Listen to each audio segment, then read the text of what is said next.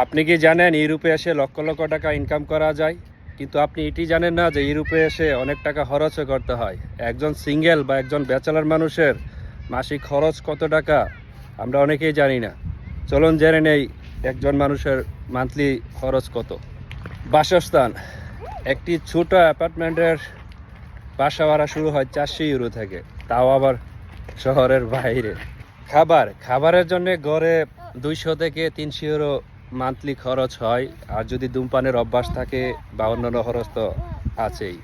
একটি লোক ইউরোপে আসার সাথে সাথেই কিন্তু চাকরি পায় না, ইনকাম শুরু করতে পারে না, তার ভাষাগত সমস্যার কারণে বা কাগজপত্র সমস্যার কারণে। অথচ ইউরোপে আসার পর থেকে কিন্তু তার খরচের তালিকা শুরু হয়ে যায়। ইউরোপ অনেকের কাছেই স্বপ্ন, আর স্বপ্ন সত্যিও হয়, কিন্তু তার পিছনে থাকে অনেক পরিশ্রম।